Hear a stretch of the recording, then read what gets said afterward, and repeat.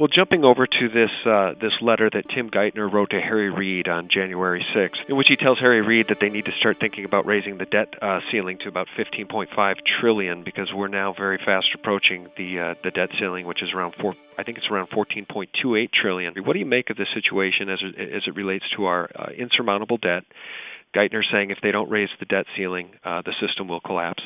And in addition to that, you have the Chinese now openly discussing and openly talking about what essentially will be the death of the dollar as the world moves away from the dollar being the world's reserve currency. What's your take on all that, Jeff? Well, going way back to early last year, I was expecting the U.S. government, and of course the Wall Street cabal, to manufacture another crisis of some sort. Basically, there are several things coming to a head. The Wall Street banks are in need of further cash infusions because they're once again, plummeting downward toward insolvency. Of course, the U.S. economy, you mentioned the debt ceiling issue coming up. We've, of course, just talked about the CFTC and their dragging their heels in terms of bringing order to the gold-silver market. China talking about the death of the dollar. It would be so easy to manufacture a crisis out of any of these events, or of course, drag the euro debt crisis back into it, and make that the supposed catalyst for a quote-unquote crisis. And my worries here, when we approach this next manufactured event, is originally I had sort of looked at it as just another big paper orgy for the bankers, where first they get fat shorting everything on the way down, and then they get fat going long on the way up again. But especially after reading the material by Charles Savoy, my fear, which is growing steadily by the day, is that when this next manufactured crisis comes along, that it may in fact be a pretext for bullion confiscation. Really?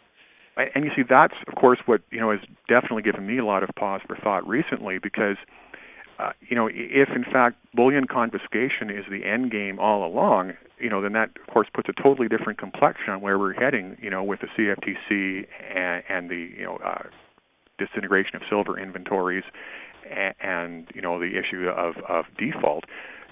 These simply make wonderful pretexts for the powers to say, well, gee, we have to confiscate bullion because there's this horrible crisis with industrial users not having any steel and with our dollar not being properly backed. Mm-hmm. And the other thing, you see, that I discovered from going through the silver stealers is that bullion confiscation isn't some sort of once in a history event from the Roosevelt era, but it's in fact more of a pattern of behavior from the Pilgrims.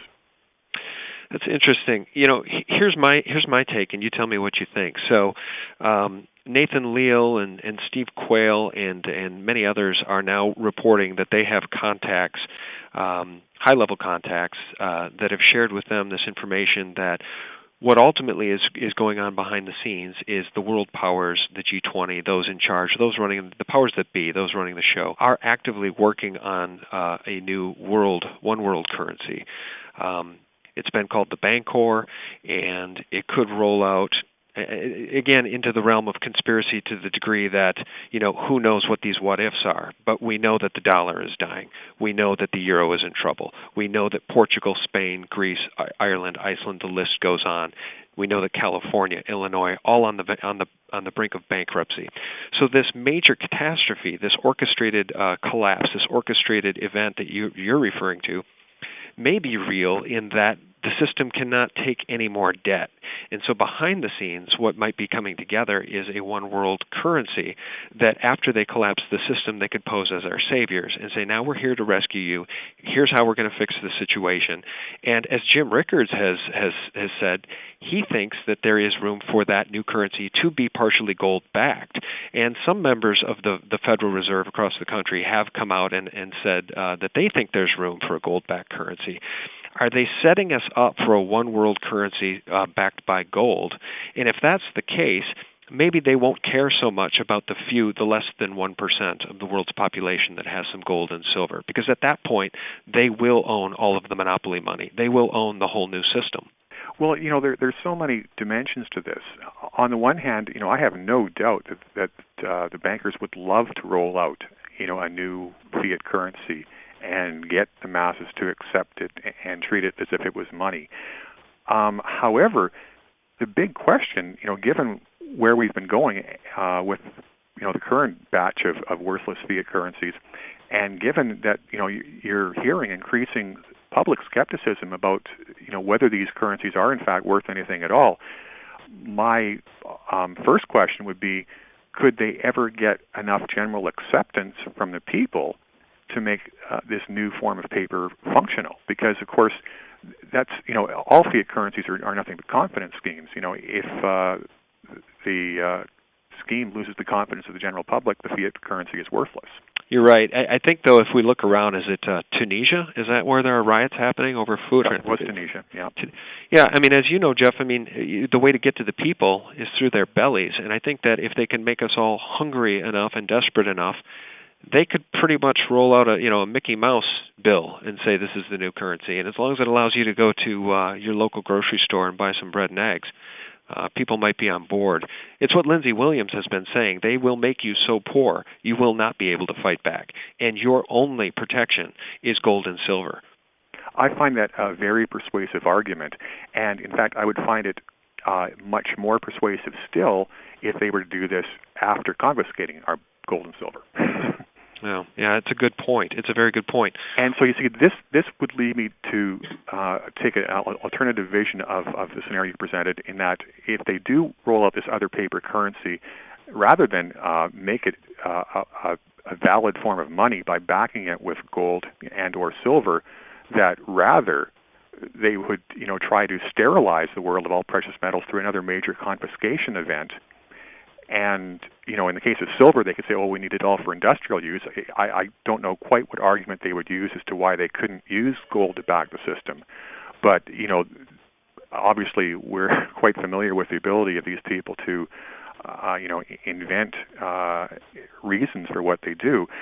And, I think that the scenario you lay out would work a lot better for the bankers if they were able to, simply force another purely fiat currency on us, take all the gold and silver out of our hands so we had no alternative, and then, as you say, let desperation do their work for them.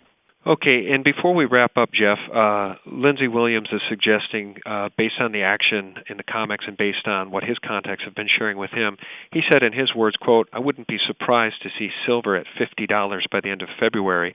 Eric Sprott and John Embry out of Sprott Funds Canada, they're predicting $50 an ounce silver sometime in 2011. And I wanted to get your take. Do you have any predictions for where the price in silver might end up in 2011? I've backed away from target numbers because things are simply getting so speculative that I'm looking at that as more guesswork than a genuine estimate that's based on some firm number crunching. Yeah, it's hard to say with all the manipulation that goes on too. You're right. They could keep this price suppressed for another 6 months, I suppose. But alternatively, an explosion in the silver price would serve their agenda if that agenda is bullion confiscation or some drastic move of that nature, because of course an explosion in the price of silver creates some crisis symptoms. It would create some severe problems for all of the industrial users of silver, which is becoming a very large segment of our overall economy. And then of course you have Max Kaiser's "Let's Take Down J.P. Morgan" campaign. And so then you can have the bankers, running to the U.S. government and saying, well, it's the very financial system itself that's now at risk of coming down with these soaring silver prices.